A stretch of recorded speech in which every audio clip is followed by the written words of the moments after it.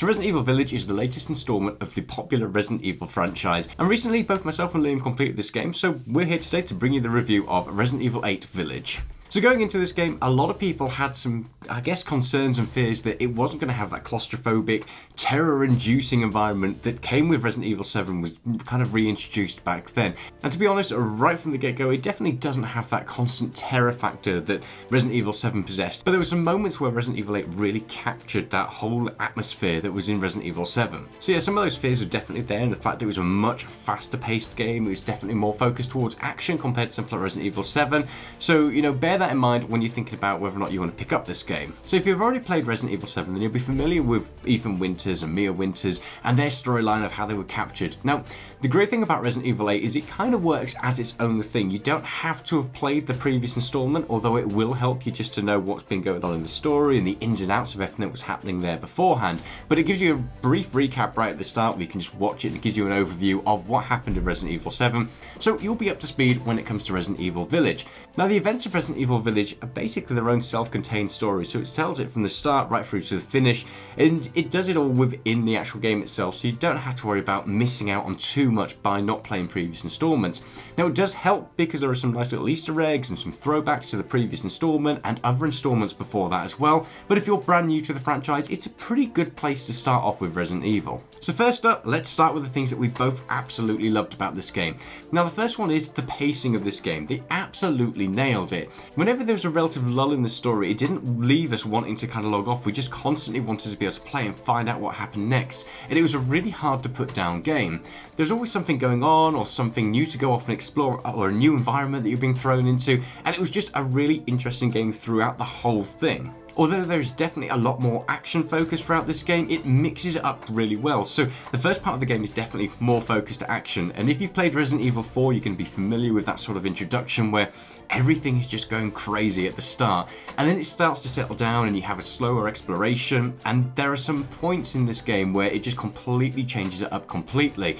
One of the second sort of boss areas, oh my god, it filled me with absolute terror. Now, anybody who's played this game already, as a father of a 1-year-old who was just starting to talk and babble, you'll know why I'm so terrified of that scene. But it absolutely slowed things down completely and took me back to that claustrophobic feel of Resident Evil 7. So Resident Evil 8 really balances the action and then throwing in a little bit of a terror kind of moment and slowing things down. So overall, it had a really good set of different environments and different gameplay styles. The other thing that we really liked was just the art style of the game. The graphics are pretty jaw-dropping. We both played this on PC, and throughout it there were so many moments where you just looked and it kind of took your breath away.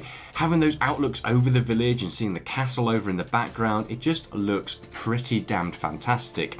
Exploring locations like the castle is just great fun to do because it looks so good, and the attention to detail in the level design is just it's absolutely fantastic. It certainly beats some of the mouldy old houses of Resident Evil 7, and it takes me back to some of those original jaw-dropping moments of exploring the original mansion or the RPD, just all of those moments where you're just looking around and it's just interesting to explore those places because they look so good. And it's not just the locations that look great, but the design of some of the characters looks fantastic. There's a really good variety of different characters and different enemies that you're going to come up against as well, and it was just really interesting exploring those, finding different ones, and moving on to the next sort of boss area where you'd find a different set of enemies and a different boss that you're going to go up against, and just the whole thing was really well thought out. Now, obviously, coming up against all those different varieties of enemies and different locations to explore, there were some really good scare moments in there as well. Now, I'm not the type of person who normally likes scary games. For whatever reason, I just absolutely just lose it and find it really hard to play through them. But Village kind of had that balance right. In fact, there was a decent amount of scares in there, whilst also balancing the action, but not making it too scary for someone like me who just can't seem to cope with it.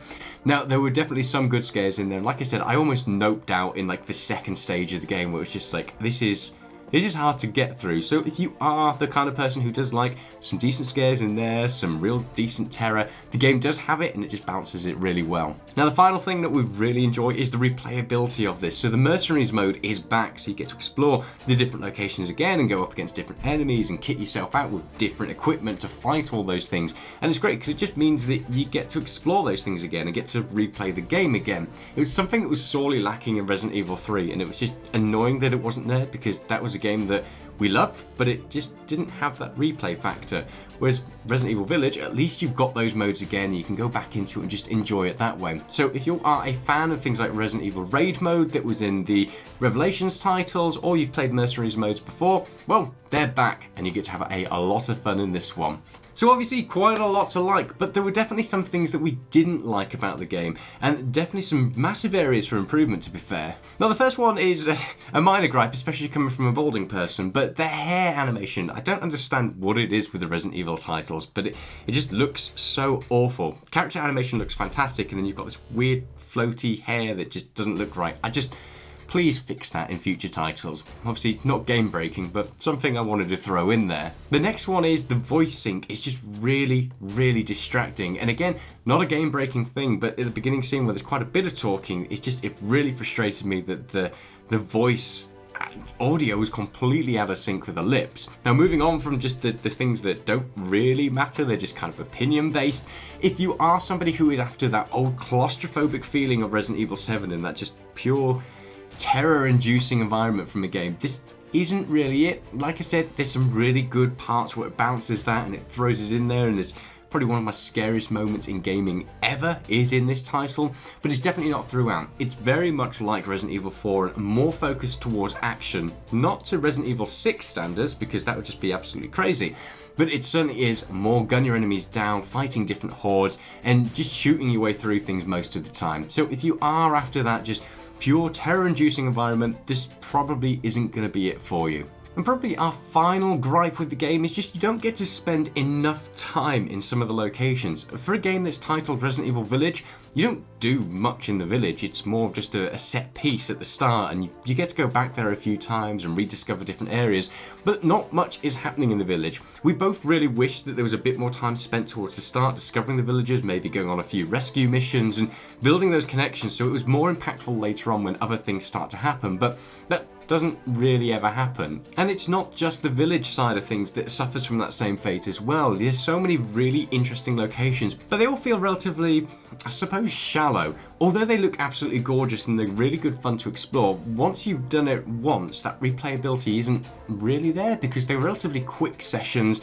and you go through each stage relatively quickly. I just wish there was more depth to some of these locations and just a little bit more open worldiness so you could explore the castle in more detail and have different routes to go through and just have a bit more terror when things are hunting you down, because it's just not really there.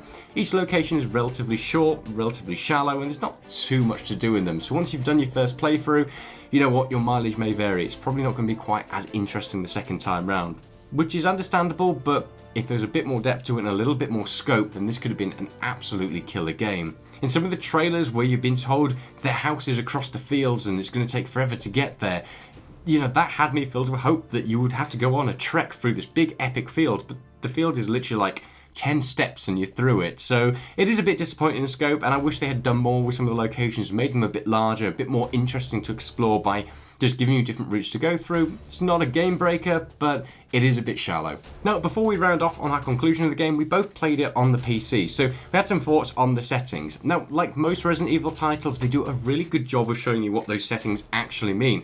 So if you are somebody who isn't too sure what all these different letters and words mean when you're actually choosing your different graphics options, it's very clear and it tells you what the impact's going to be on your graphics card and gives you examples of those. The game definitely feels very optimized. I've been using it on an extremely old CPU and it ran pretty much maxed out. Granted, I have a decent graphics card, so that does help things, but the overall experience was very, very playable.